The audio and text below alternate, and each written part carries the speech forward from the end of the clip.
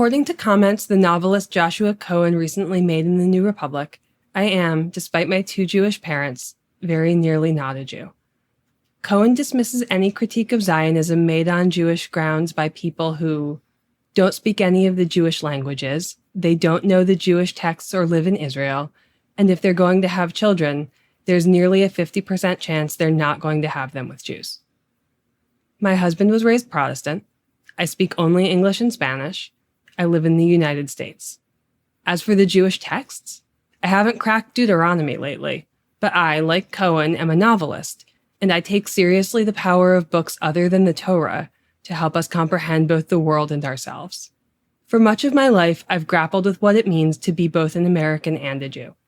It matters to me to be included and invested in the country where I live, to take responsibility for its misdeeds, and to work as I can to improve its behavior.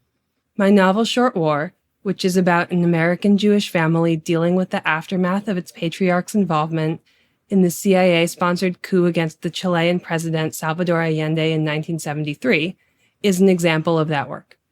I want the Chilean coup to be discussed openly as part of American history, a crime we funded and for which we must take communal accountability.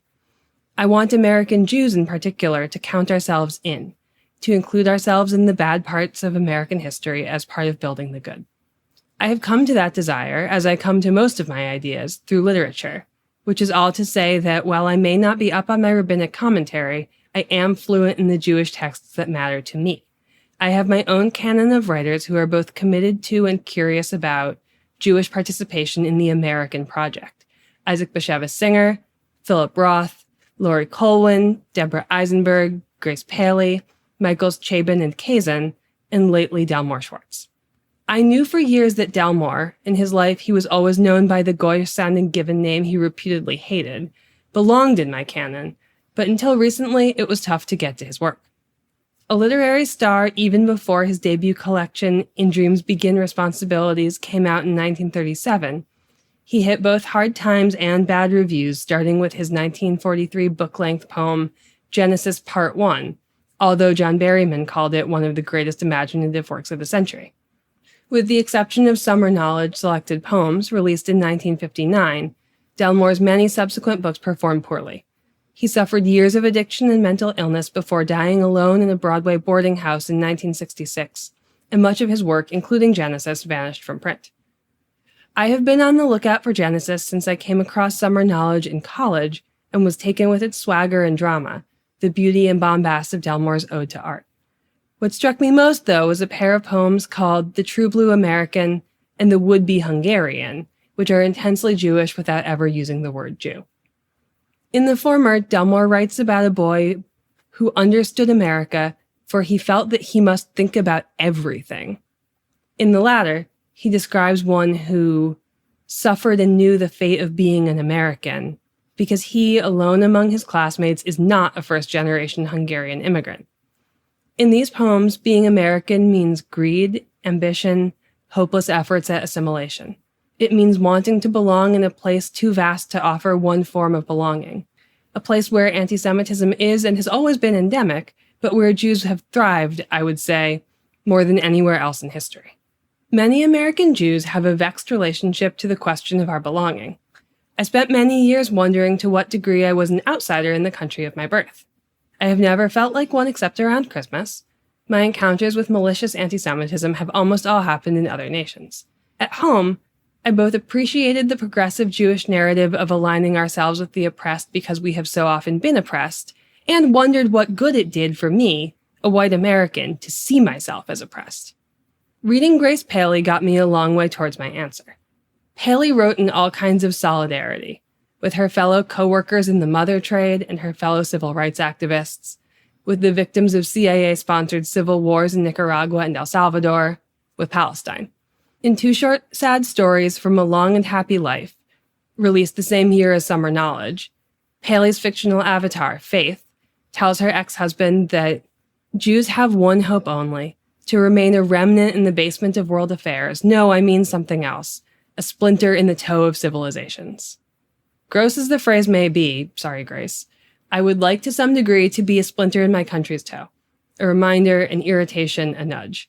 But a splinter you can pull out. It is my feeling that Jews cannot and should not be pulled out of the United States. Our diaspora here dates back to the 1600s, after all. What I want, and what I tried to write about in Short War, is an American Jewish that preserves the prickliness Paley describes, but releases the sense of being a remnant. In Genesis, I found it.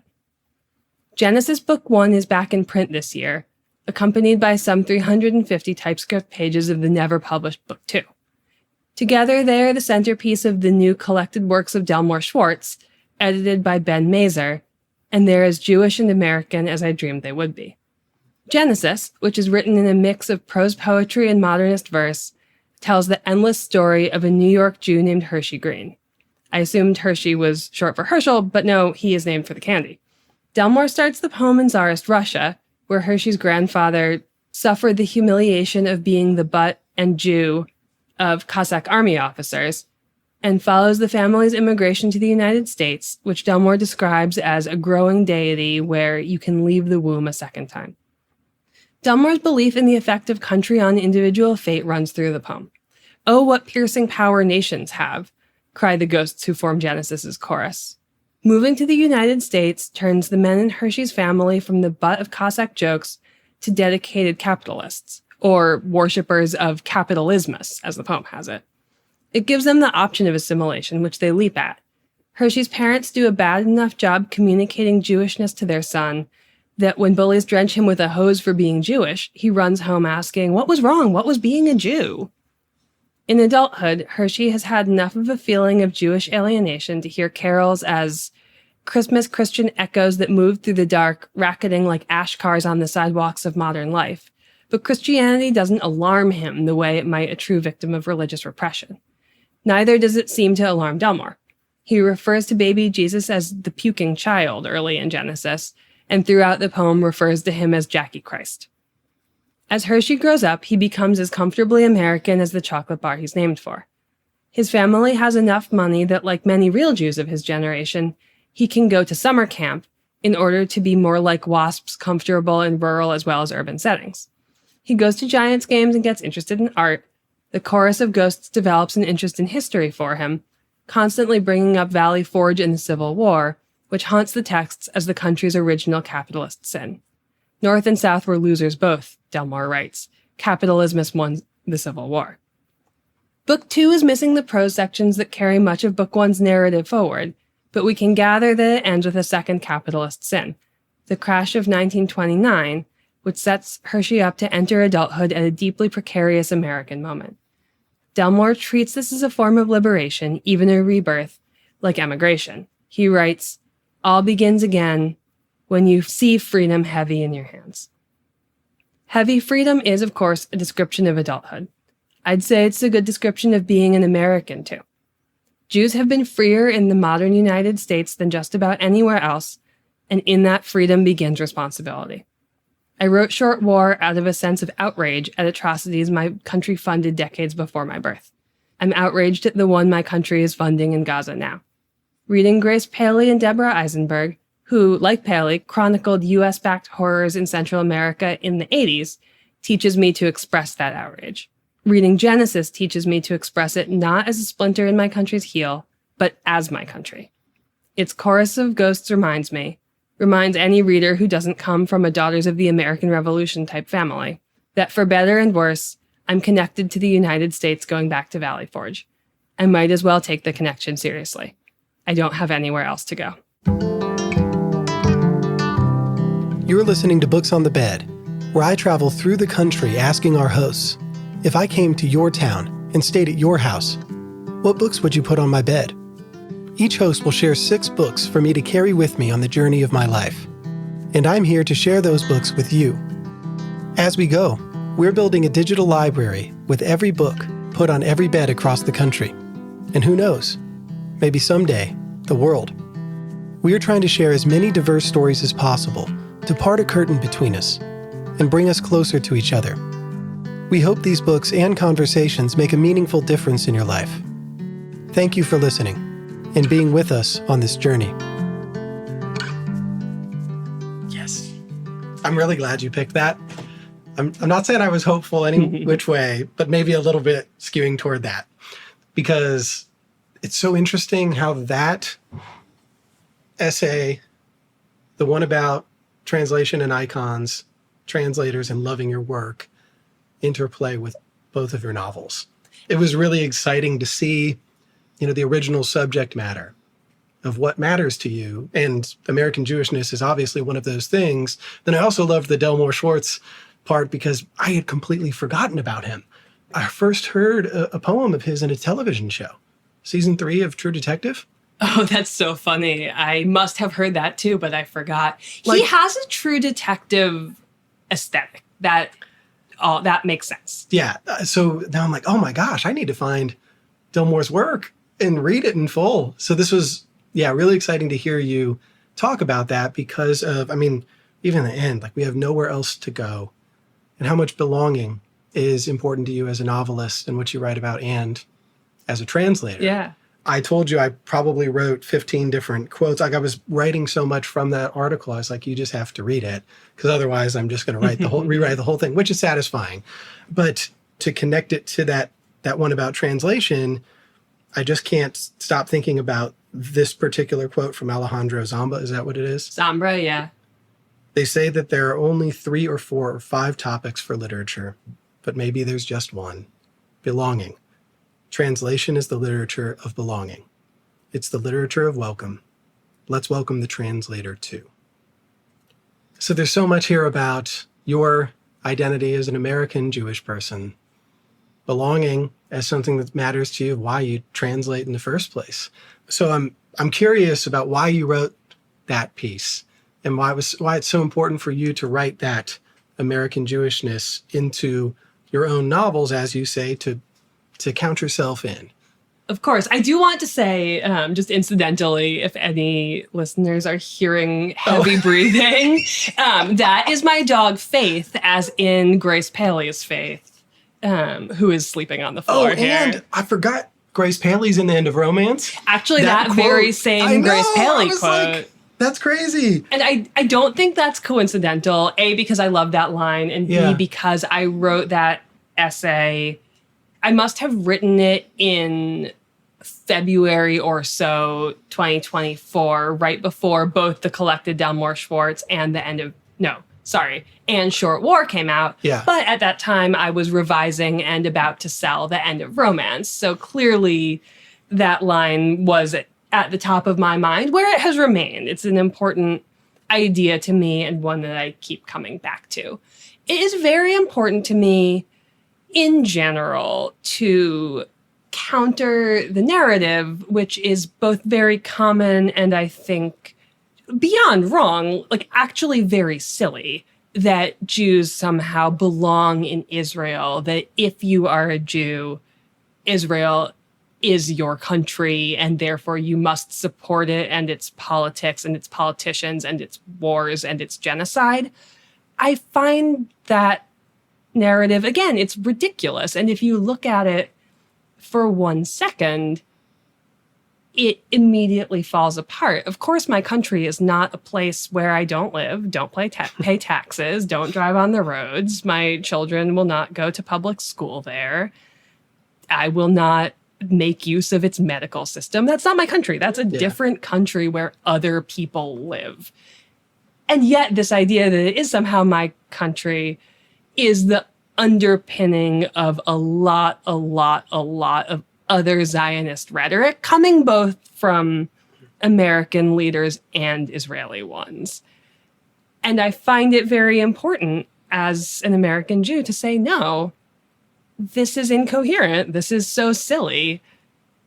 No other country is my country unless and until I decide to move there and attempt to become a citizen.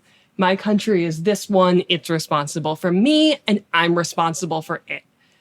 I've written about that multiple times. As a critic or an essayist, I think about it in all of my fiction. There's a character in the book that I'm working on now who is a Jew whose family did come to the United States before the Revolutionary War. Whoa. Her family, which is a fictional family, but in the book, I have decided that her family is one of the families who helped fund the Revolutionary War because Jews did that. Jews raised money for the revolution. And that choice for me is about saying, once again, Jews have been in the United States longer than there has been a United States. Jews cannot be removed or counted out of American history. In no way are we a remnant or an extra or a splinter here. We've been part of this country's project since before there was a country or a project.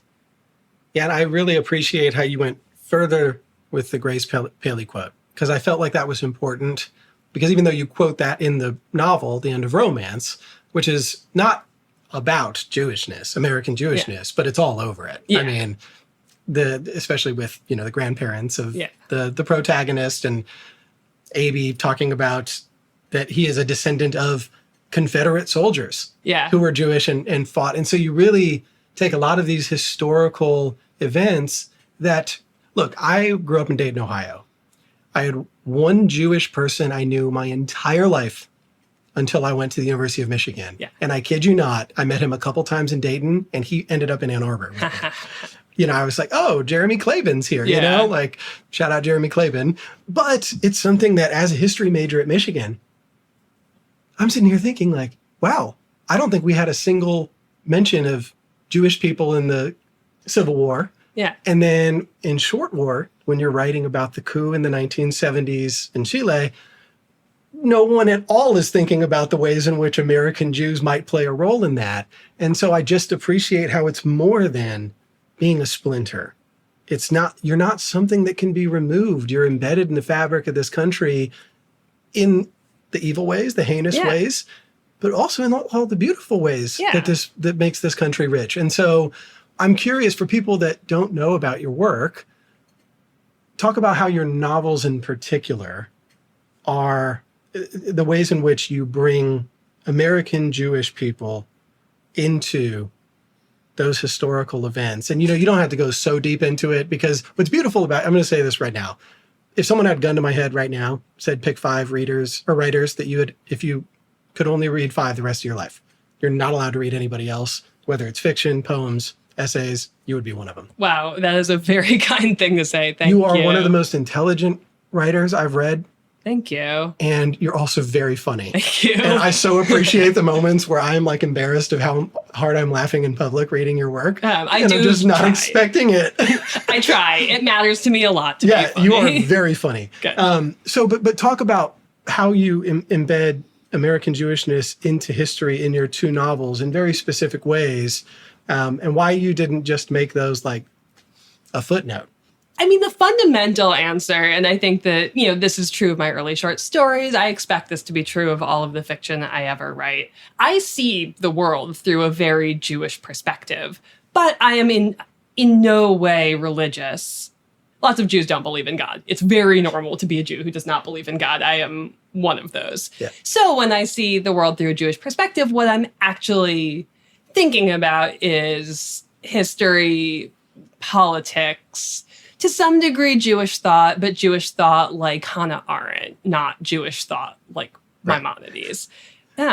So I make my characters Jewish because I want them to share that lens with me. I think there are a lot of ways of experiencing the world differently from me that I'm really interested in imagining my way into. I mean, one of the protagonists of Short War is a 16-year-old boy.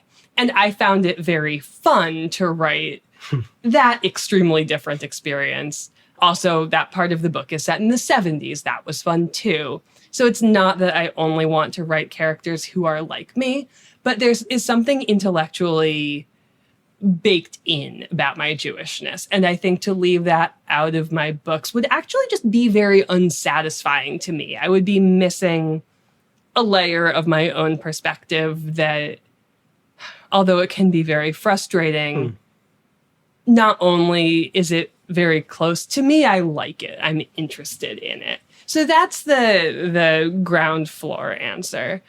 The more complicated answer, or the next level of the answer, is precisely that these questions about Jewish belonging and Jewish identification with American history are really interesting to me, and they've been really in my face for my whole adult life because of Israel, because of the United States' support for Israel as it has done many horrible things, again, in my adult life as a writer. And so I'm always thinking about these questions. I'm always being forced to see and refute this narrative about, the narrative I just described about all Jews belong to or in Israel or need Israel to keep us safe. That thing, I'm constantly being confronted with. I'm constantly saying, no, this is ridiculous. And so these questions are at play for me all the time and motivate me to write about American Jewishness. Also, though, I'm not that interested in writing the stories of American Jewishness that exist, partly because by and large, they are not my family history. My family history is in my books. But also, even if my entire family had been Eastern European immigrants who came to the US in the early 20th century and lived in the New York suburbs, I'm not a better writer than Philip Roth. I'm not going to write that book. Philip Roth wrote it many times, and he is better than me. I feel motivated to tell other American Jewish stories.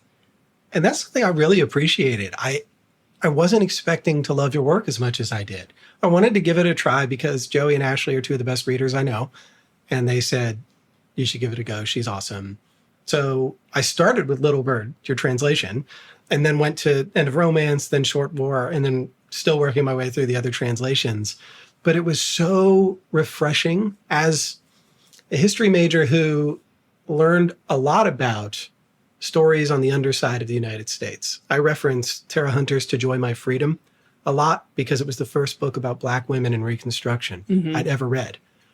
That was so fascinating to me that was overlooked when it's such an important group of people in the United States. Yeah. And so that's where I was with your novels. I was like, wow, it is so nice to hear these histories in a fictional form because it's making me curious in a way I hadn't been before. And I think that's what the best fiction does too. In Short War, you have a whole list of nonfiction books in the back, some of which I've already ordered. It's going to take a long time to get through. Yeah, well, that list is only the stuff that's available in English too. Yeah, mostly. So, but when I know that someone like you is curious about even your own family story, and how you can write that and communicate that through fiction, how could I also not be interested in that? Good. And so it's such a huge gift. Where Eudora Welty talks about the endless threads of revelation. And that's what a good book does. It starts a thread and it never stops, really. So who knows where I'll end up because of you and what you wrote. That is so what I hope for. I was talking over the weekend to my father's best friend, who's a mathematician, who just read The End of Romance. And he said, I got really curious about the philosophy in that book, so I decided I would start by reading Simone Weil because her brother Andre was a famous mathematician. So I thought, okay, this is a good place to start. Heck yeah. But he started with a Weil essay about the Iliad, which he had either not read or hadn't read since high school, maybe. And he said, oh, well, I guess I have to read the Iliad first. So now he's reading the Iliad because of The End of Romance. How wonderful is that, though? So wonderful. I was so happy when he told me that. But also, it's so funny. Yeah, you can't make this up. But I feel like one of my hopes as a bookseller is to capitalize on any spark of curiosity that someone has and try to keep it lit. So whatever book I can put in their hands when they say, I'm curious about something, that could continue that thread, because it really is hard for people when they don't know where to go, or, things just die out. People say, oh, I don't have time to read or watch a documentary on this or whatever. But gosh, it's look at that. Look what you did for a person who wouldn't end up in those stories, And I think that's what's cool about The End of Romance as well it's a love story.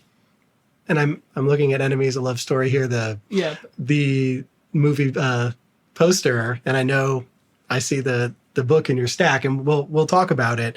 But your books are so much more than the love stories that bring you in, and I can't imagine that it'll be years and years and years, maybe till I die, that you alone have started my learning about all these other topics. And so I think that's what makes you a beautiful writer, and, your intelligence intimidates me, which is pretty rare. Don't be intimidated. But not in a way that I feel small.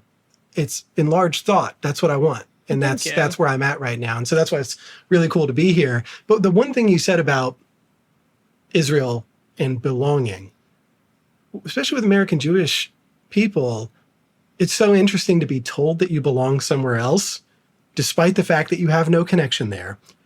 And so you're almost, what was the term you used in that? Yeah, translation is a stranger in our land.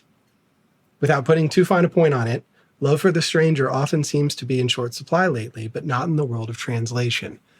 And I can't help but thinking what it's like to be a stranger in your own land, but not actually belonging where they say you do. And you're stuck in this in-between.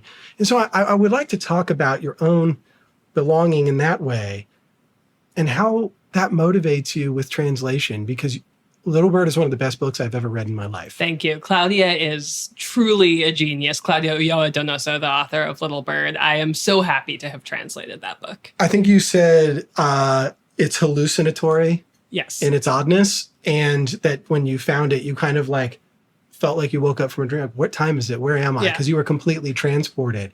Can you talk about the foundation? Because that's a foundational thing for your translation. Yes. The story of how you discovered Claudia, why that was a text that you needed to translate. But even more so, it's through translation. Talk about this stranger in our land and it being the language of belonging. How does that play into it for you? It's interesting. I don't know how much I've connected those two things. Maybe I would more if I translated a lot of Latin American and Spanish Jews, or if I translated any Jewish language. As far as the stranger in our land thing goes from a Jewish perspective, yes, Jews have been strangers in a lot of places for a long time. And a book I really loved about this is Molly Crabapple's new book about the Bund, Here Where We Live Is Our Country. The Bund was this leftist European Jewish movement that emerged at the same time as Zionism, much pre-World War II. You see it a lot in Chaim Grade's novel Sons and Daughters, which was translated from Yiddish, I think, last year. But the Bund was all of these Jews saying, okay, we live in this country, let's make it our country. And this was in multiple countries, again, throughout Europe. Yeah. But in the, American Jews, I think we're not in that position. This is our country. Again, we're not strangers here. And although that history certainly influences the way American Jews think and talk about ourselves, as I say in that essay I read, for years now, that has not been my lens. I don't see myself as a stranger in any way. What I do see is the degree to which the American literary and publishing establishment treats other literatures as strangers, which I also think is somewhat nuts. Yeah. So little translated literature is published in the United States. The famous stat is 3%, although no one totally knows if that's still true. Still, what? Yeah, it's wild. It makes no sense to me. The world is full of books. We know that the books of other countries are good. In previous centuries, American writers were extremely influenced by French authors in translation, Russian authors in translation, Italian authors in translation, German authors in translation. There's no reason that we shouldn't look to other countries' literatures as much now as we did when we had less of an established national literature of our own. So for me, translation, it seems obvious almost. But also, when I was researching Short War, I was traveling to Latin America a lot. I was reading in Spanish a lot. Most of the research for that book I had to do in Spanish because the information was not available in English. It was primary sources. It was academic work that has been done in Latin America and that American scholarship is very behind on. It was newspaper articles, just all of these things that either for, I would say legitimate reasons or not, only exist in Spanish and not in English. So I was really I really wanted to keep my Spanish up, and I had this idea, oh, I can translate just, as an exercise almost for my Spanish. And then, as you say, when I read Little Bird, I was like, this is not a drill. And that was when you were I was in Chile, yeah. in a bookstore. Yes, I was in a bookstore in Valparaiso. I bought it, read it in an afternoon. I think very soon afterwards contacted her Chilean publisher because Claudia is Peruvian, but the book had come out. I want to say that it was published at that point in Chile, Peru, and Colombia, but Colombia might be wrong. But I reached out to her Chilean publisher who connected me with her. She very graciously said, yeah, I don't care that you've never translated anything before. I will work with you on this. And it was, really, it's one of the great working relationships of my life. And I'm very eager to translate her new book, which is, it's not even that new, Yo maté un perro en Rumania, which in English will be I Killed a Dog in Romania, which is just as hallucinatory as Little Bird, but has a plot. It's great. I love it. Yeah, it's so good. I can't wait until I get to translate it. There was something that you had said that I don't think I wrote down in that article about translation and loving your work that was essentially how I feel about us even being here right now is how does this happen at all? Yeah. Like you drove a long way. Right. Dedication. The odds that I had ordered your book to the bookstore in Sylva, North Carolina, which is 4,500 people. Mm-hmm. It gets there. I have people that know you that encourage me to read it. Right. And then next thing you know, it opens this whole world. And, I think the common refrain is just what luck. Mm-hmm. Yeah. And that's how it feels with these translations. It's like, it's amazing that I've been introduced to Claudia's stories because you took that interest. You happened to be in that bookstore. You just went with your emotion. Yeah. And I think, oh man, this was a really satisfying thing to read in there too, because of the connection to the end of romance. This was too spot on. Because there's a phrase in here that also ends up in the novel. If you don't remember this. I probably don't. But this is why I care about the translator's right to love her project. Love is not intellectual. Unlike art, it comes nowhere near the intellectual realm. There are no love critics or endowed chairs in love theory. If we can admit that love is a part of translation, we can admit that translators are not brains in jars.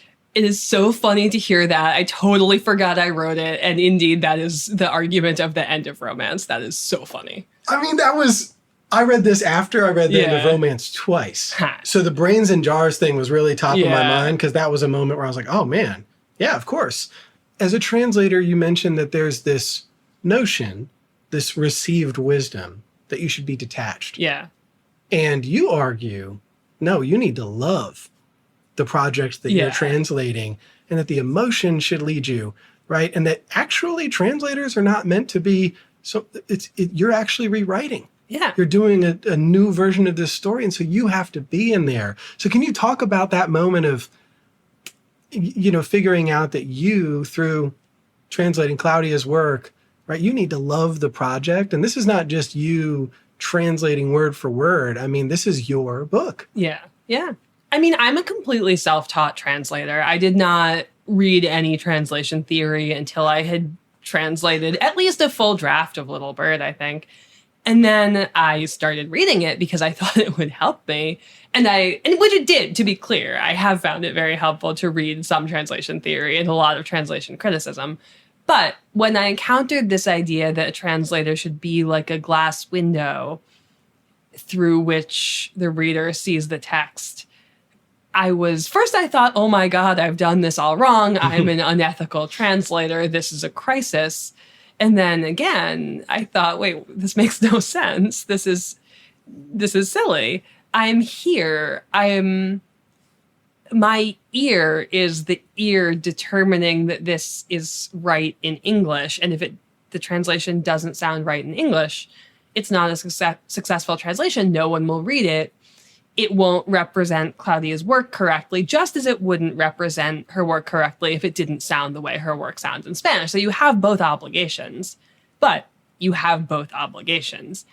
And I have, since translating Little Bird, I've translated a bunch of other books not all of which I love in the profound way that I love Little Bird and love Claudia's work. But I feel some kind of deep connection that goes beyond intellectual interest to all of them. And in some cases, I mean, I'm thinking especially of this book I translated that's coming out in October. It's going to be called A Mother's Brain.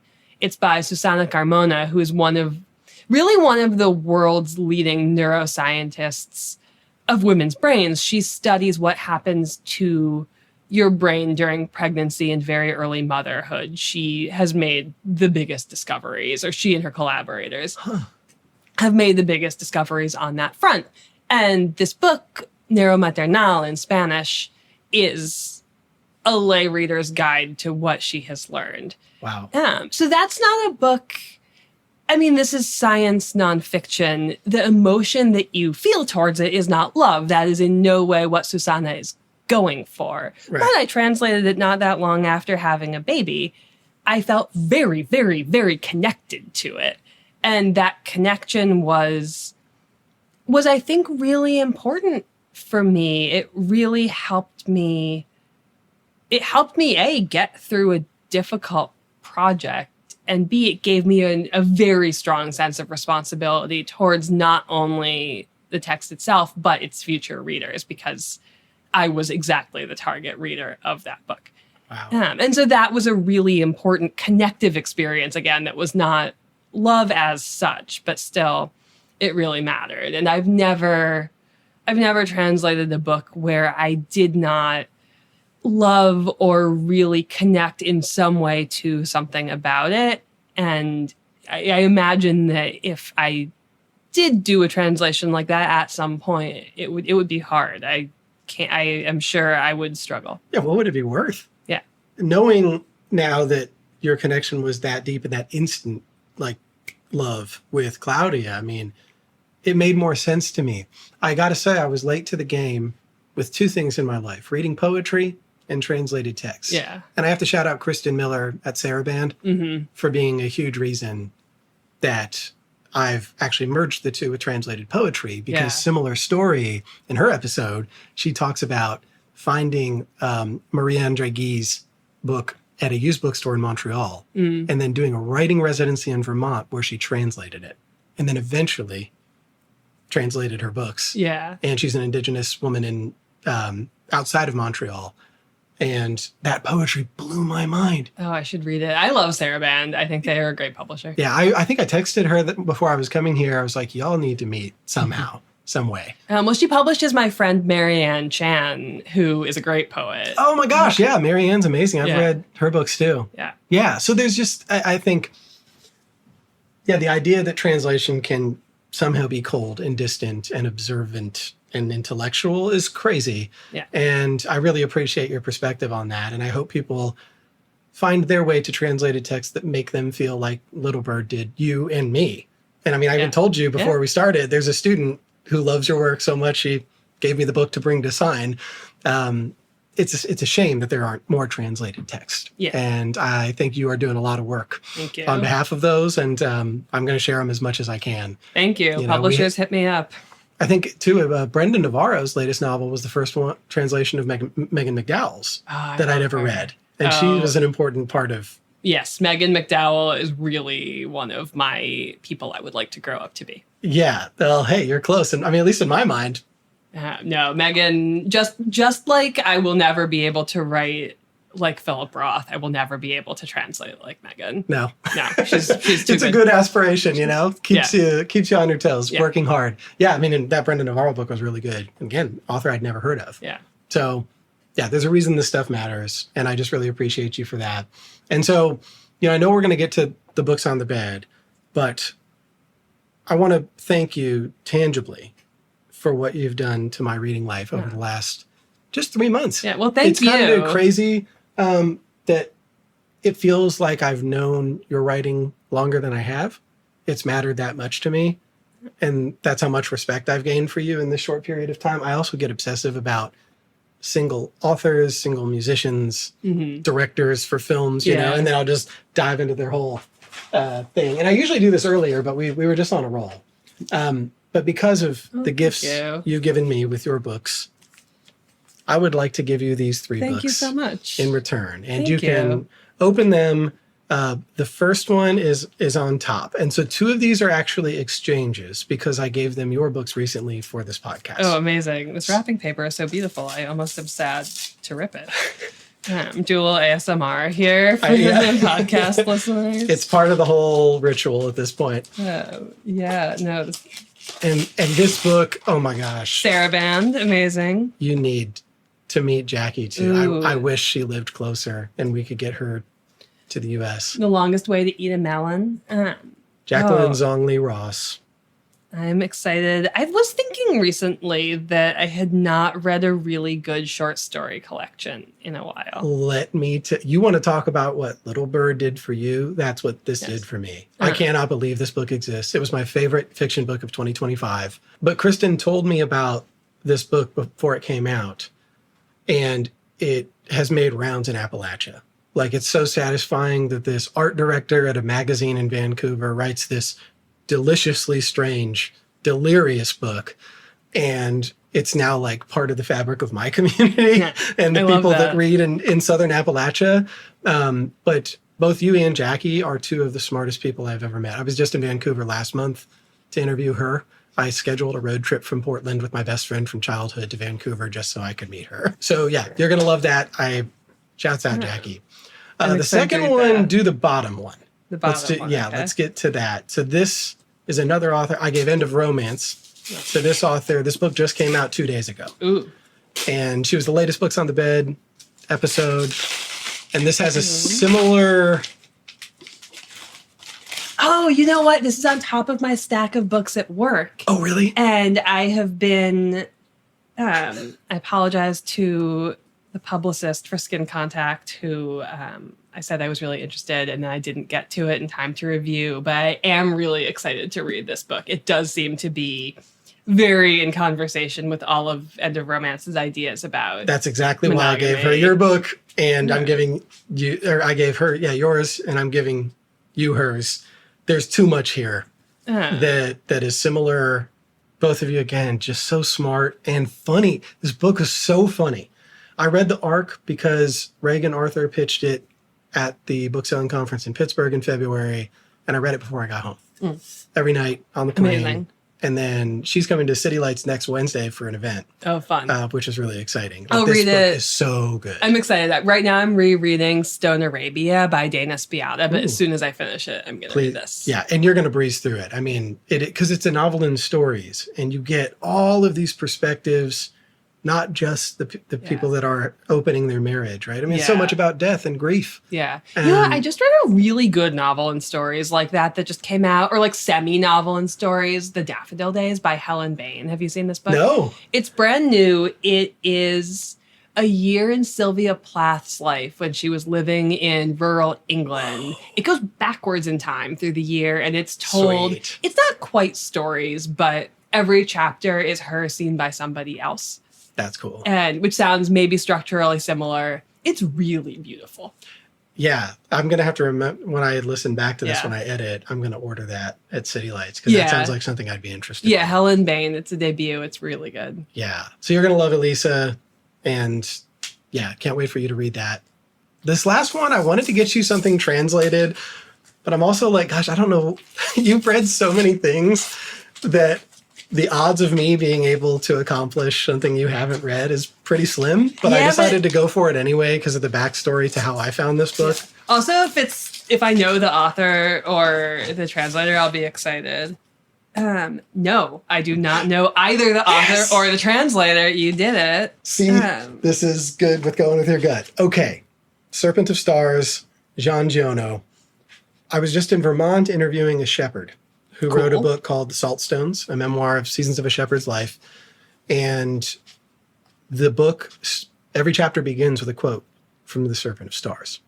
And she found the book by going into this little zany bookstore in the tiny town of Waitsfield, Vermont, right after she had her first child.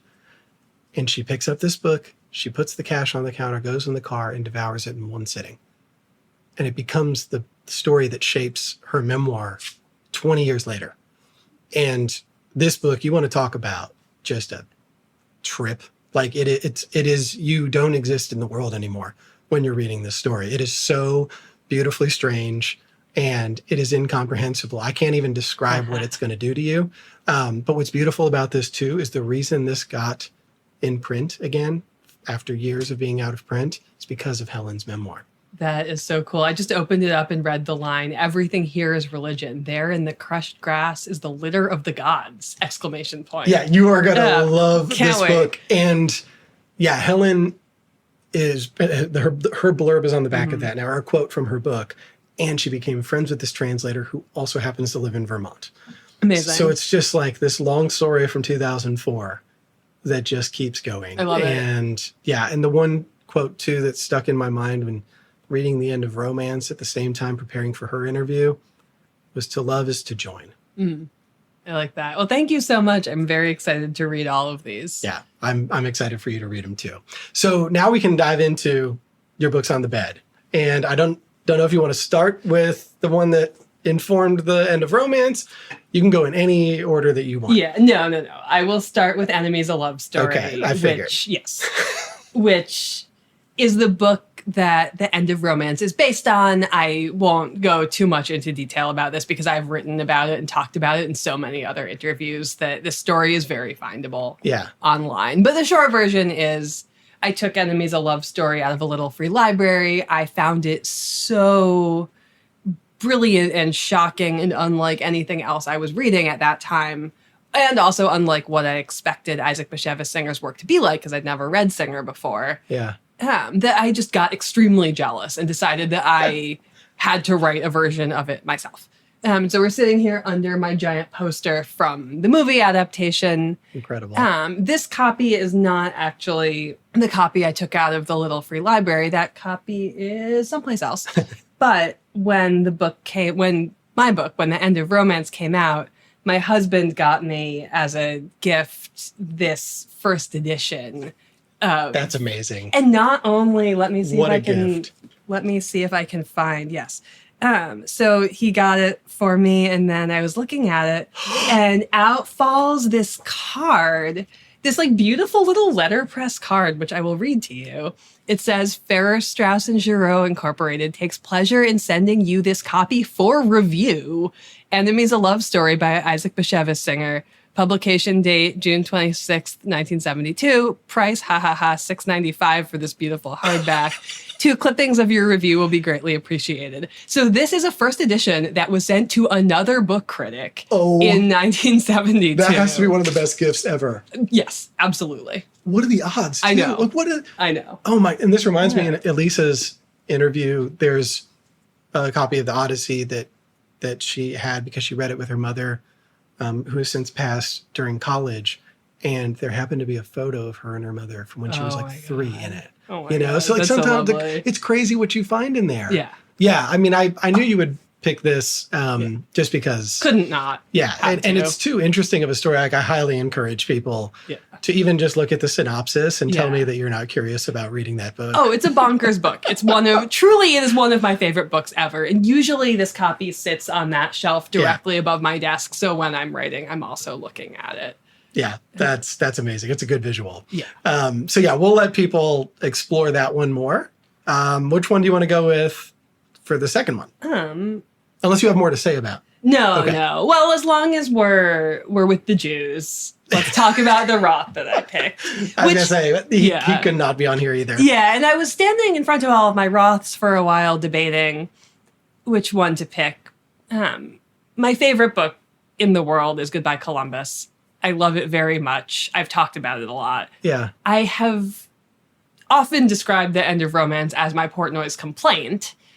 I certainly intended it in some ways to be my Portnoy, to be a little scandalous in the way that Portnoy was. And I would say, it takes a lot more to scandalize these days, but I would certainly say that there is enough. Okay, this is going to be ungrammatical.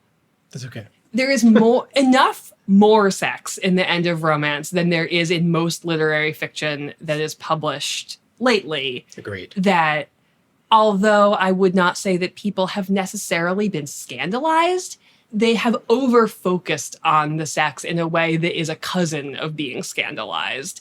The review in the New York Times was really lovely. It was a great review. I was really grateful, but it did really concentrate on, oh my God, there's so much sex in this book, which I feel like, yeah, but there's a lot of other stuff too. There's a lot of... Oh, yeah. You know, there's a lot of ideas in the book too, and those things I certainly hope are actually more in balance. So in that sense, I do feel that the book did a little of what Portnoy did. Yeah. Because Portnoy also, there's the balance of sex and idea is very different from what you would think reading about Portnoy's complaint or hearing what people say about Portnoy's complaint. All this to say, I could have picked Portnoy's complaint. I do really love it. I think it gets a bad rap. Irving Howe said that the cruelest thing that you can do with Portnoy's complaint is read it twice, which is a hilarious burn, but not true. I've read that book 10 times. However, the book I actually picked is Nemesis, which is late career Roth. I only read it recently. Oh, wow. He wrote right at the end of his career a bunch of very short, tight, really elegant novels, really beautiful, extremely different from the books he is best known for, which are the big baggy 90s, early 2000 ones, when people say he was gunning for the Nobel. And I like those books. I'm really interested in those books. But there is a beauty and a clarity to the late career ones, comparable to some of the late early career ones, like The Ghostwriter, that to me is the most aesthetically appealing. I mean, I'm actually trying to move towards a little bit more bagginess in my own work. Yeah. I want to be capable of that kind of range, but I think what I am most drawn to, at least, is real clarity.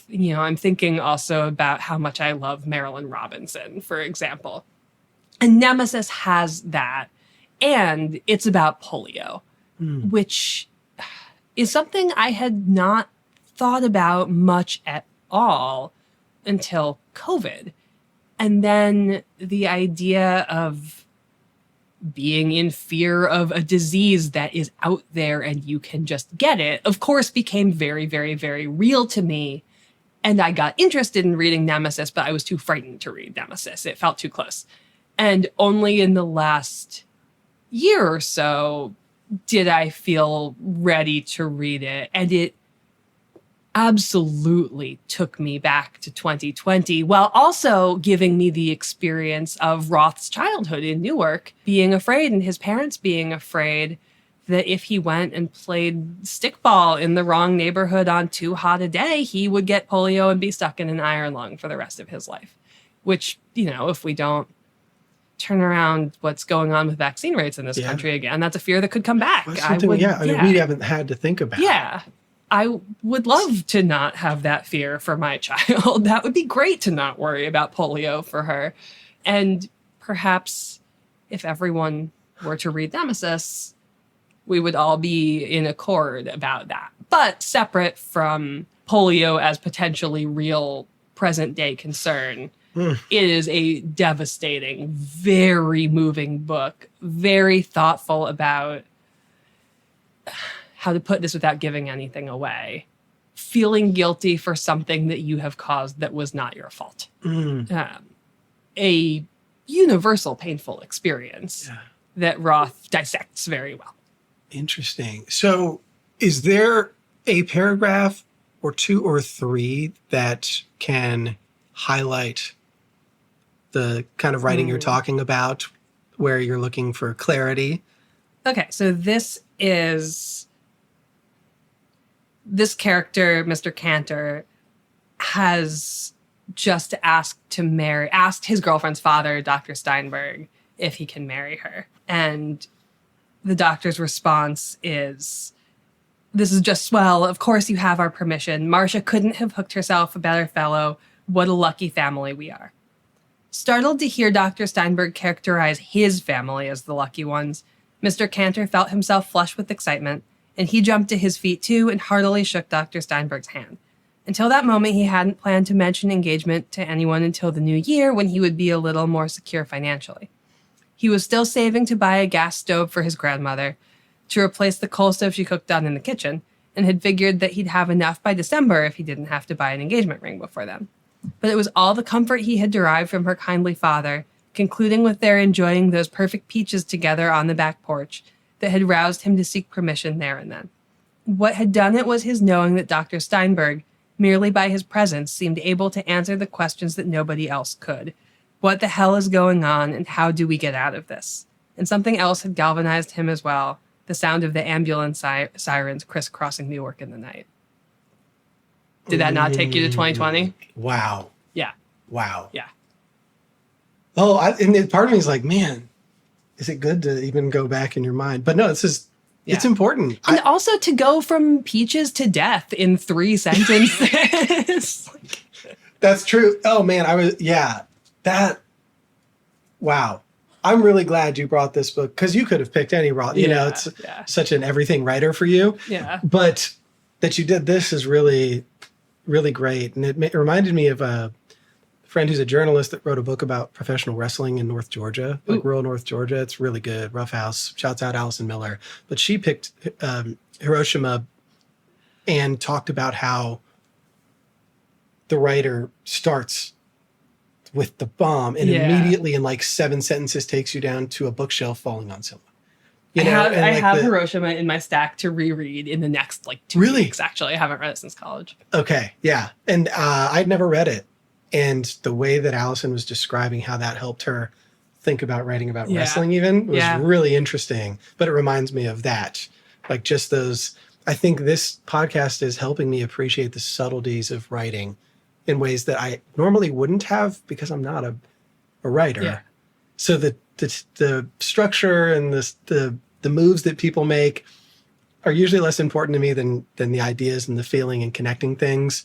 But something like that is where you're like, oh man, that's yeah. Well, and it's the hardest thing for me as a writer. I mean, I'm in this with my new book now. There's a draft where I work out the ideas, and then there's the draft where I put in the peaches, basically. And I like that. I aspire to be a writer who knows the connection between the peaches and the engagement and death immediately, but I'm not there yet. No. I don't know if I ever will be. All I'm saying though, just the little you've described about this new book of yours, I cannot wait. Okay, well, let me then talk about the book that has to do with it. Oh, yes. I do want to be clear, this book is nowhere near done. I mean, it will be years. That's okay. But I have been thinking about this book since I read, so I'm holding is a galley of 9th Street Women by Mary Gabriel, which I'm going to tell you what year it came out. I'm looking. Okay, 2018, that's what I thought. So I read this book in the summer of 2018 because why? I think I thought that I might review it. It's massive. This book is so fast. I was going to say, that's a break. And I read really fast. And that was the year. So that summer, I quit my job at Politics and Prose and was for a year a freelance book critic before I went to grad school. And the reason I think I read 9th Street Women was that I thought, oh, I can read this whole book because I read so fast. So if I will have a jump on pitching reviews of it, basically. And instead, I got... So 9th Street Women is a group biography of 5 female abstract expressionist painters. It's Lee Krasner, Elaine de Kooning, Grace Hardigan, Jen Mitchell, and Helen Frankenthaler. I got so obsessed with Helen Frankenthaler that I decided then that I was going to write a novel about either her or a fictional version of her. I'm doing the latter, that my character is very fictionalized, but I have been thinking about this Frankenthaler project since I read 9th Street Women, which is... 8 years ago. Yeah, 8 years ago, which, I mean, this tells you how long it takes to write a book. I am not necessarily the biggest biography reader. And there's something about, and first of all, Mary Gabriel is such a good writer, so vivid, so evocative. I mean, she really just dumps you in Lower Manhattan and, in Maine and Black Mountain, all the other places that these painters were, Cape Cod. But she can set a scene better than most fiction writers. Wow. But also the fact of it's being a group biography and moving between these figures rather than being absolutely on the ground in one life is really compelling to me. And I think that, I read her biography of Madonna when it came out, which was right after my daughter was born, and I was reading it in the nights while I was holding my newborn. That's not an optimal reading experience concentration-wise. Yeah. However, I also didn't like it as much because I didn't like being just with Madonna. And maybe that would be different. You know, if I were a huge Madonna listener, that would probably be different. But Well, I think culturally we always associate biography with one person. yeah. Like that's just, we think that's the thing you need, the deepest dive. Yeah. But the reason I'm so I've never read any of her work, never even heard of this book, which feels like a miss already. Yeah. Because the way my brain works is even in a novel, I like several stories going on at the same time. Yeah. And I love big ideas. Hence, I love the philosophizing that you do Yeah. and the historical work on the front end that you put in. Yeah. But I would much prefer to read something that doesn't stick with one person because I wouldn't be able to keep going. Yeah. I'd just like end up putting it aside and forgetting about it. I think Nine Street Women is a better novel than most novels. Wow. Yeah, it's very Really? weird. And I've read it 3 times now. It's so good.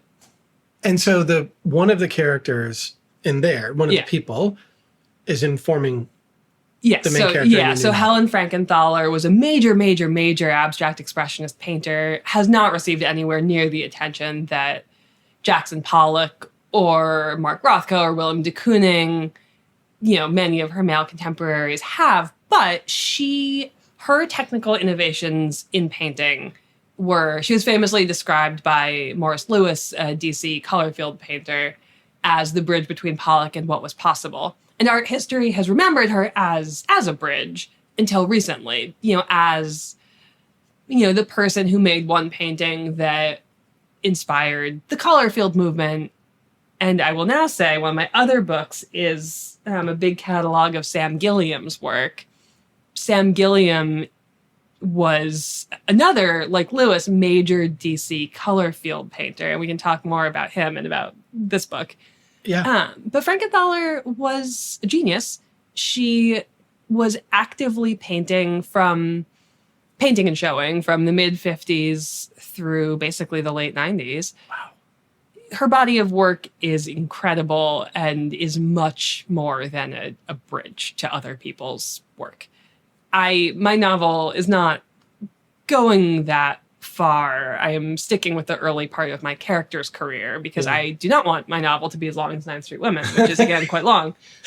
You should go look at some Helen Frankenthalers. They're really beautiful. Oh, yeah. This is what I live for. Yeah. I want to know who you're obsessed with. Yeah. I want to know who every author's obsessed with, really. Yeah. Because then that allows me to be like, all right, well, there's got to be something there. Yeah, Might as well go check it out. I'm very obsessed with Frankenthaler, with a lot of her. I mean, I really like abstract expressionist art. Like I seek it out. And so this maybe I can just talk about this Sam Gilliam catalog. Yeah, you can go straight to that. Yeah, I mean, behind you, there's also a poster from the Gilliam show. Yeah, a lot of connections in this room from writing to visual art. Yeah, well, so DC is not known for its art scene, and yet amazing, amazing artists have lived here, have been from here. DC has, you know, it has a very, very strong tradition, especially of art education for Black artists and arts community for Black artists dating to before schools were integrated. Sam Gilliam at the start of his career was an art teacher. Wow. So he was a Black DC painter. He was born in Kentucky, but he lived his whole adult life in DC, had his whole career here. And he started making these hard-edged abstractions, but then moved into and is now most famous for making these huge canvases that he stained and dripped and threw paint at, soaked, that was Helen Frankenthaler's technique. She soaked paint into her canvas, but then he would drape and fold them. They're really beautiful, and you can't see all of them because of the folds. So you're looking at these unbelievable colors, and you know that there are more that are not accessible to you. Whoa. And it's so frustrating, but also I think very wonderful. Yeah. But the reason that I picked this book, actually, is that this catalog, he died a few years ago. This catalog was published maybe a year and a half ago or a little bit more when my daughter was a baby. And she was learning to sit up, and I would prop her up on pillows and surround her by art books to give her something to look at. I mean, she was little. She just liked to see the colors. Yeah. And for some reason, as she got bigger, she really latched onto this one book. That's so and beautiful. as she learned to talk, she would come into my office and demand Sam Gilliam. And we would sit on the couch and look at Sam Gilliam's all the time. This was like a thing. And then recently, over the winter, so like 6 months ago, I was at the National Gallery with her and with my family. And I realize that this sounds like parental bragging, and I guess maybe it is parental bragging. Go ahead, I'm going to finish telling this story. There's a huge, beautiful Sam Gilliam next to a huge, beautiful Helen Frankenthaler at the National Gallery. And my daughter is like running ahead of me. And she runs into this room and she goes, Sam Gilliam. And the guard is like, what is happening here? That's wild. And it's not that my daughter is, some art savant. She just is obsessed with this book. That recognition in the wild is pretty nuts. It was so funny. There aren't hardly anybody in the world that could do that with any painters, you know? Like, that is so funny. It was so funny. Like, I take her to museums all the time because A, I like them, and B, museums are actually very good. A free museum is a great public space to take a small child. No doubt. So we go to museums all the time. And she has, in other places too, I have shown her Sam Gilliam's, but this one, because it's so famous, and she's looked at pictures of it so many times, she could recognize. It was so funny. No, that's barely bragging. That is an incredible story. And almost like something I wish for more children. Yeah. To be so surrounded by art that they could go out and like see it in the real world and be like, I love that. Yeah. I know that. I will say that is a specifically DC childhood experience because DC has so many free museums. I was going to say, you're in the perfect place to parent a child in that specific, like Appalachia is great because there's so much wild land. Yeah. But in terms of the mecca of museums in the U.S., easily accessible. Look where you live. Yeah. Yeah. I mean, it's so cool. And I love that you're putting on for DC. Oh, I love DC. One of the best things about this project is it's not about picking the most famous books or popular books people can connect with. It's showing them the deep. I've never heard of Sam Gilliam. He is wonderful. Well, and then I can also say I picked... to go with the Sam Gilliam, I picked Lost in the City by Edward P. Jones, which is the classic of DC literature. There's a wonderful A.O. Scott essay about Jones and about how Jones, not he, A.O. Scott, is so obsessed with street names and with precision that if you read enough of his work, and there isn't that much of it. So he has written 2 story collections, Lost in the City and All Aunt Hagar's Children, and then The Known World, which I think is fairly broadly recognized as one of the greatest American novels, if not the greatest novel of the 21st century. The only thing I would put in competition with it is Gilead by Marilyn Robinson, or, the Gilead books by Marilyn Robinson. But for one single standalone book, I'm going to say it's Known World without competition. But Known World is not primarily set in DC. Yeah. Lost in the City, it all takes place in DC. Several of its stories take place relatively near here, sort of one neighborhood south and west in Columbia Heights. I have lived a neighborhood away from Columbia Heights or at the edge of Columbia Heights for basically my entire life. I grew up on the other side of Columbia Heights from where I live now. I now live one neighborhood over the other way. I have spent a lot of my life in Columbia Heights, doing things in Columbia Heights, going down the roads of Columbia Heights, having my own experiences and living my own life. And yet there are certain streets in Columbia Heights that every single time I go down them, I think about Edward P. Jones. Wow. That is how good these stories are. They have actually somewhat overwritten. How old am I? 28 cumulative years of living in Northwest Washington, D.C. Like, his map is stronger than my map. Yeah. That's when you know you're good. He's a genius. And you're so place-based. Oh, my God. I do not think there can be any argument about the magnitude of his talent. Wow. Yeah. Wow, this high praise. Yes. Coming from a great reader. He is. That might be my next book that I go to then. You should. It is an unbelievable book. I had a job. My first job in DC was I worked at the Penn Faulkner Foundation, which has this program Writers in Schools that is exactly what it sounds like. And all of the staffers would sometimes be in charge of driving the writers to and from schools. One time I got to take Edward P. Jones to a school, and he's very reclusive, very, very reclusive. I pick him up, he gets in the car, he goes, you know what I hate? People who speed. I drove 16 miles an hour. That's so great. People were honking at me the whole way across the city, and I was like, Edward P. Jones hates people who speed. I will not be going fast. Yeah, I was like, no, I cannot be remembered as a speeder with this person. That would be worse than almost death. Truly. Oh my gosh, that's such a great story. And like, oh man, I think about, how many people got to do that? 5. You are in a special class of person, and it's even more special because of your origins and the fact that you're so connected to the places that he writes about. Well, and it's also true that he is Black. He writes about Black DC. I am white. I grew up in a pretty white part of DC. I mean, DC is very small. So when I say part of DC, these parts are porous and close to each other.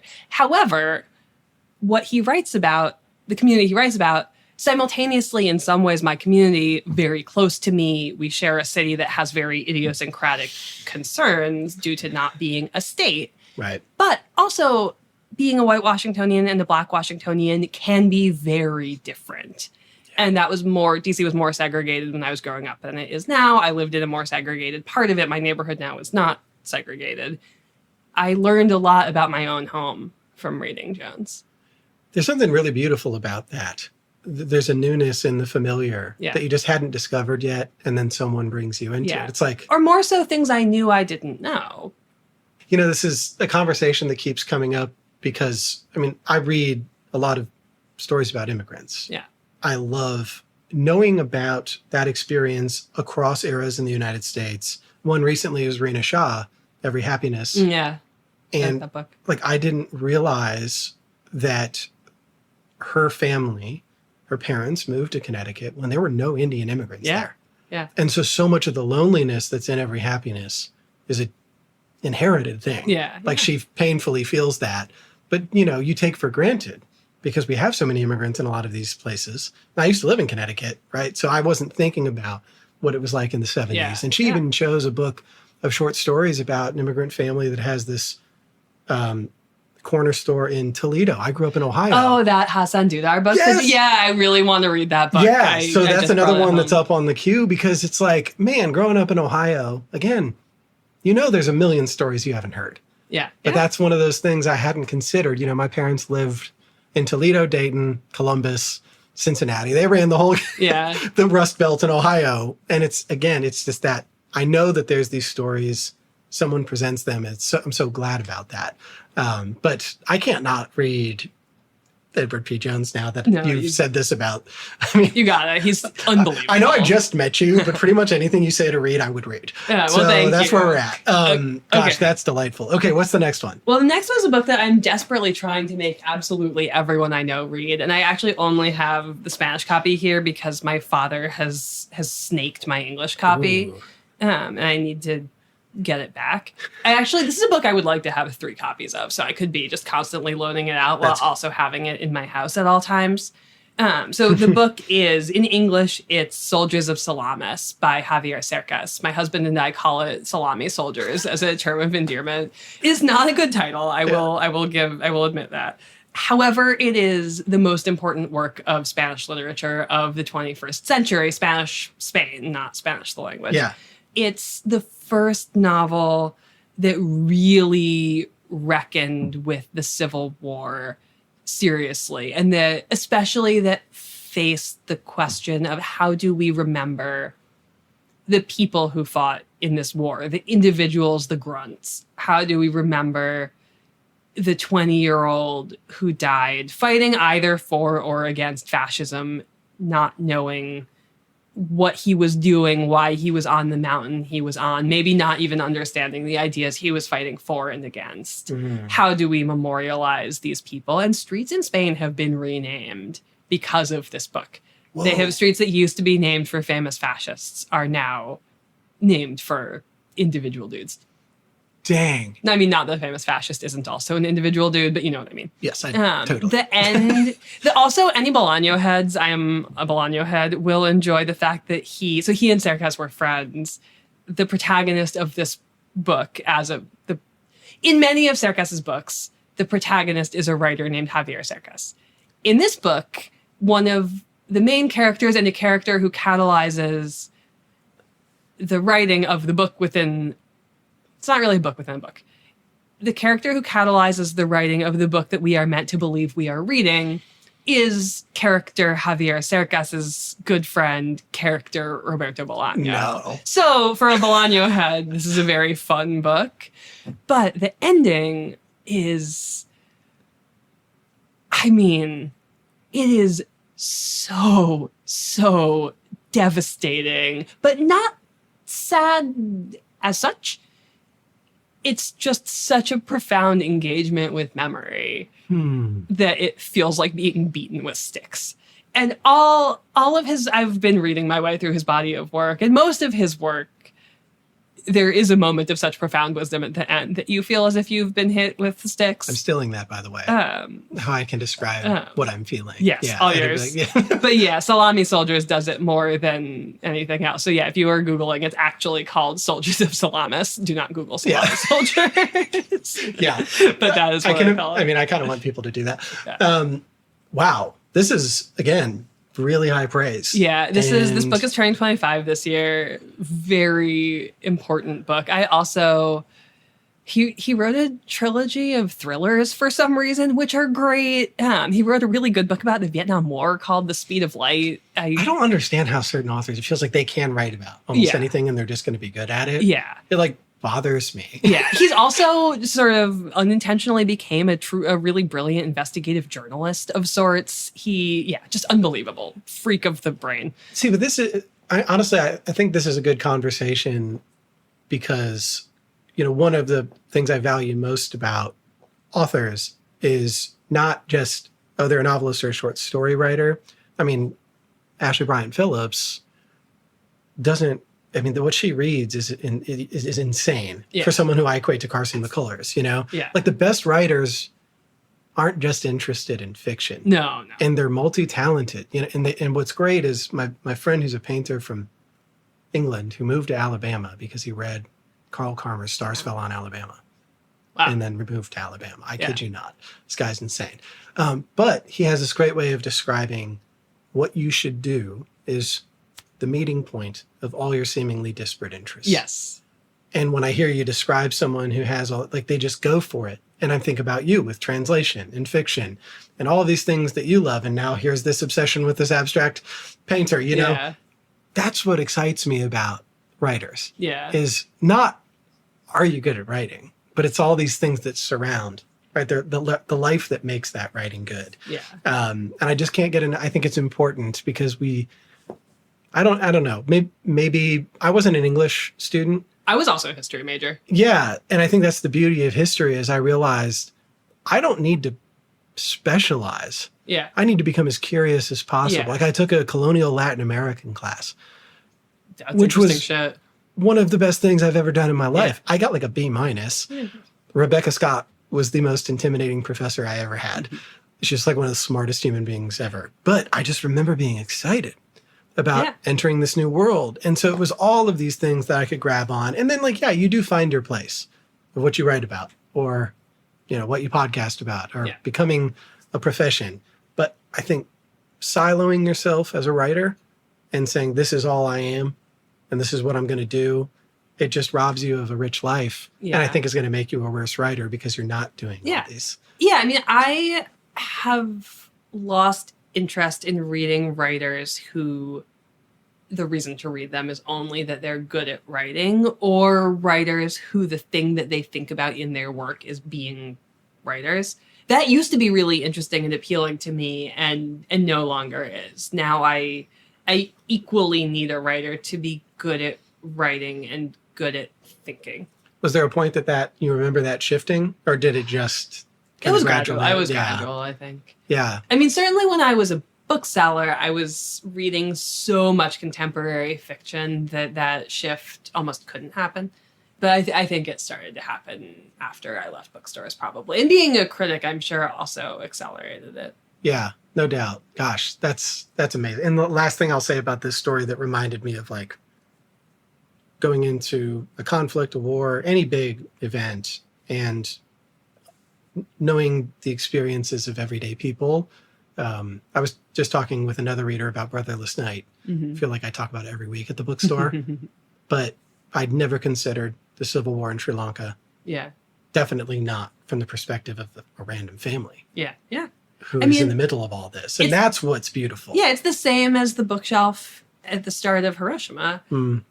If you're going to understand anything emotionally, that's the level you understand it on. I mean, I just read Philip Gorovich's book about the Rwandan genocide. I regret to inform you that tomorrow we will be killed with our families.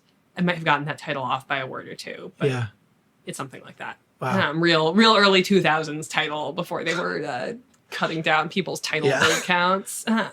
But a lot of what he writes about in this book, which is about going to Rwanda after the genocide to try to report on what a country does after that, is just the incomprehensibility of the scale of death and killing there. And a lot of the book is him both trying to explain that incomprehensibility and trying to find a way to write about the genocide in a way that is in fact comprehensible, even though he cannot comprehend it.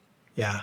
It's wow. Yeah, it's interesting. It's an interesting book. I'm curious about that one too. Yeah, I think it came out in, I don't know, early 2000s. Gosh, there's so many good books. There's so many good books. Do we have one more? Yes, we have one more, and okay. this one will be quick, but I could not resist. So this is More Taste Than Time by Abby Mandel, my grandmother.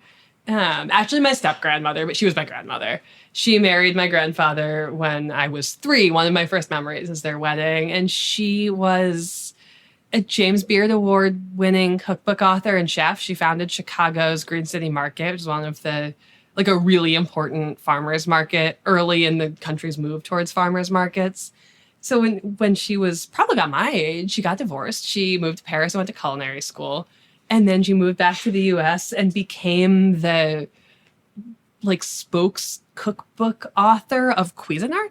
So she wrote all of these cookbooks that you could buy, because this is when Cuisinarts were new, and for women who, women really, who didn't know how to use them or were learning about them. She was writing all of these cookbooks saying, like, here's how you can make this really delicious thing a lot faster with a Cuisinart. Or here are these things that a Cuisinart can also do.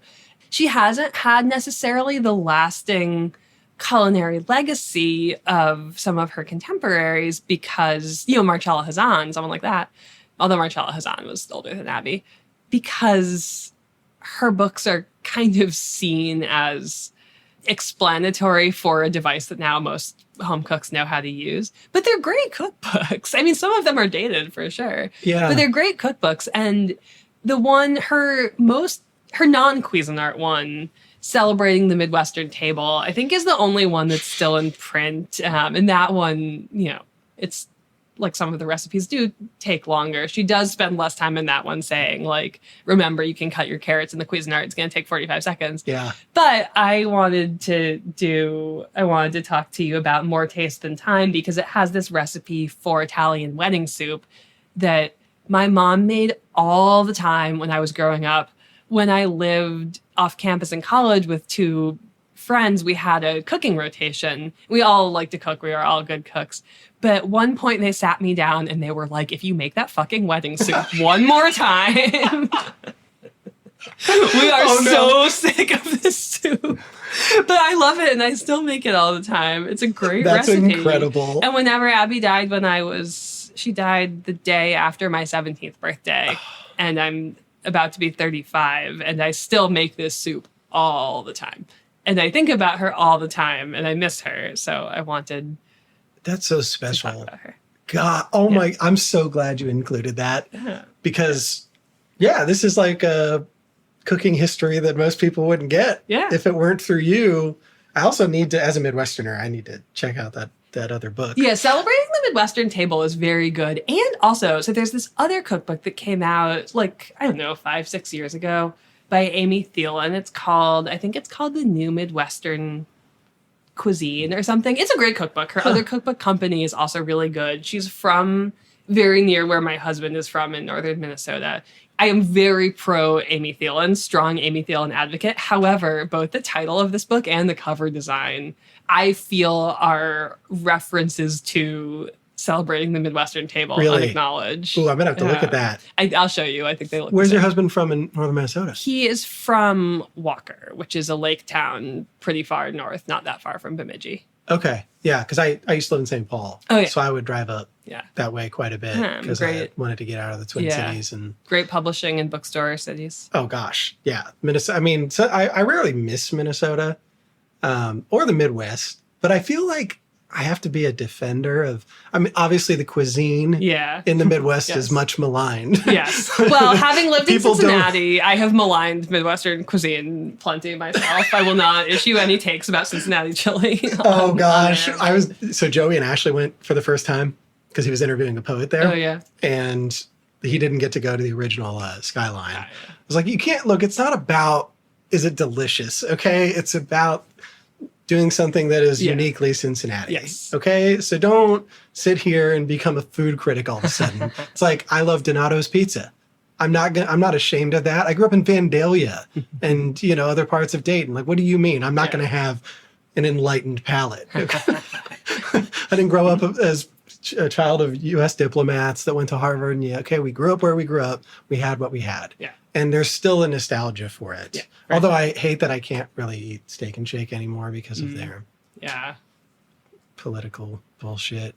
It's like really hard. Yeah. Because that was our hangout spot. But that's amazing that you picked your grandmother. And I'm curious, is your relationship with her, did that inspire any of the writing in The End of Romance? Less so that grandmother, more so my maternal grandfather very much inspired the grandfather in The End of Romance, but also my grandparents, again, on my mom's side, had this very close group of friends who I grew up with all of them, and a lot of all of those grandparent figures went into The End of Romance. Because I thought it was really special the way you wrote about the grandparents in the book. I mean, like, I will say a lot of people have told me that the grandparents are their favorite characters in The End of Romance. And I'm like, on the one hand, thank you. I love them. On the other hand, they're alive for 5 pages. Yeah, I wouldn't necessarily say that. I will say they add a lot more than you would think, given how little they're alive in the book. Because it's it's kind of like you said, you think about her all the time and miss her, right? That's something that keeps coming up. It's just how much they were like the bedrock of Sylvie's life as a kid, and like what philosophy that she had in that big old brain. I mean, I personally, I can't say I have a favorite character, but the grandparents were definitely a big part of a memorable part of the story. That's beautiful. I'm so glad. So before we wrap up, I'm wondering if you would be willing to close out on a favorite Delmore poem. Oh, I mean, it has to be The Heavy Bear that goes with me. But that's a really famous one, so it's not a cool answer. But yeah, so would you mind doing that to close out the episode? Oh, reading it? I have to find it. Okay. Let me see if I can find that. Let me Google it. This is The Heavy Bear Who Goes With Me by Delmore Schwartz. The heavy bear who goes with me, a manifold honey to smear his face, clumsy and lumbering here and there, the central ton of every place, the hungry, beating, brutish one, in love with candy, anger, and sleep, crazy factotum disheveling all, climbs the building, kicks the football, boxes his brother in the hate-ridden city. Breathing at my side, that heavy animal, that heavy bear who sleeps with me, howls in his sleep for a world of sugar, a sweetness intimate as the water's clasp, howls in his sleep because the tightrope trembles and shows the darkness beneath. The strutting show-off is terrified, dressed in his dress suit, bulging his pants, trembles to think that his quivering meat must finally wince to nothing at all. That inescapable animal walks with me, has followed me since the black womb held, moves where I move, distorting my gesture, a caricature, a swollen shadow, a stupid clown of the spirit's motive, perplexes into fronts of his own darkness, the secret life of belly and bone, opaque, too near my private yet unknown, stretches to embrace the very dear, with whom I would walk without him near, touches her grossly, although a word would bare my heart and make me clear, stumbles, flounders, and strives to be fed, dragging me with him in his mouth and care, amid the 100 million of his kind, the scrimmage of appetite everywhere. It's interesting. The first times that I read that poem when I was in college and a little after, I was like, oh, definitely about depression. And now I'm like, oh, definitely about death. Interesting how those things change over time. I'll leave you with that.